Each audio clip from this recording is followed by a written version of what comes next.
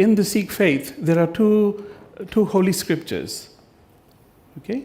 The first scripture, as I've just elaborated to you very briefly, is known as the Ard Granth or as the Guru Granth Sahib. Okay? So if you go to a Sikh place of worship, like a Sikh temple or a Gurudwara, you will see a composition, you will see this volume at the altar. Yeah? The second scripture of the Sikhs is known as Dasam Granth. Whilst Guru Nanak was still alive, and obviously he had to, hand the baton to somebody because he wanted somebody to keep, all his work alive and fruitful and expand. So he initiated his successor while he was still alive. And when people used to come, to Guru Nanak, to seek his blessings, he would say, the next Nanak is here. This is who you need to now go to. So in Sikhism, we have a lineage of successive gurus. And the 10th Guru, going back 300 years back, in his own time, he compiled his own exclusive work, which is known as the 10th Granth. The Granth, so the 10th volume. So the word that we use, the Granth, which goes to explain the name of the holy book, basically the Granth means book of books. And so his own work, which spreads over 1,428 pages, eloquently describes, is split up into the following chapters.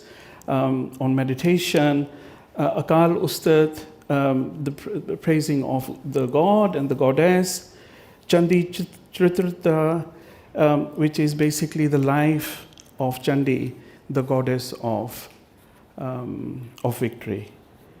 And then there are poems for Ma Durga, and the feats of goddess of victory, and then Gyan Prabodh, or the sayings of wisdom, which also includes tales from the Mahabharat.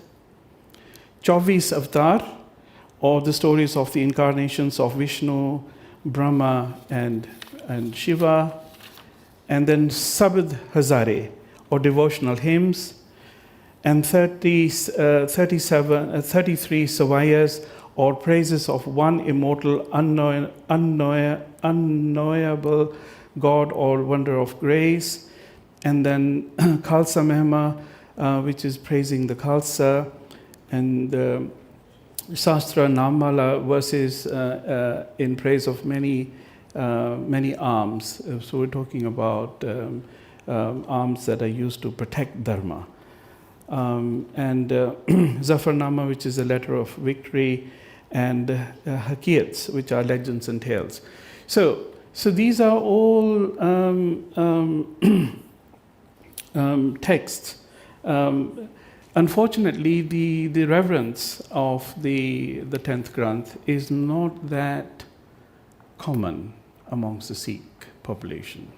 Doesn't matter whether Sikhs are in India or outside India. And I hasten to say that also amongst the Hindu community, even it is not popular. I don't come across any Hindu family or any person who actually recites or has any knowledge on the Dasam Granth.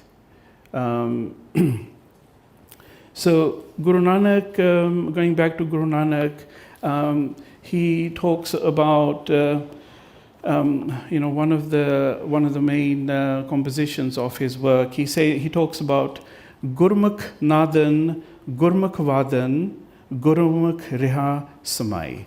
So what Guru Nanak Dev Ji is saying here is that the Guru's word is the sound, current of the Nad, which is another word for music, classical music in India. The Guru's word is the wisdom of the Vedas. The Guru's word is all-pervading. So how come, we have Vedas, which, as you all know, are the most ancient books of wisdom on the planet? So even in the Sikh scriptures, there is a very much emphasis on Vedas, and then Guru Nanak goes on to say, Gur Ishwar, Guru Gorkh Brahma, Gur Parvati Mai. So that says that the Guru is Shiva, and that the Guru is Vishnu and Brahma, and the Guru is Parvati and Lakshmi. So it's just some thoughts that maybe you may have not come across in the Sikh understanding of what Bharat means, and I think that perhaps we're all looking for that exclusivity. And there are certain part of the communities that have come here, and they want to remain obviously not only exclusive, but they want to go more deeper and become perhaps a little bit more militant in their thinking. But I've given you quotations here from the Sikh scriptures, and by all means, you can go onto Google and check them out. Please remember to subscribe to us and switch on the notifications for this channel. For our other social media links, more content, and to support our work, please visit citti.net. Dhanyavad. Namaskar.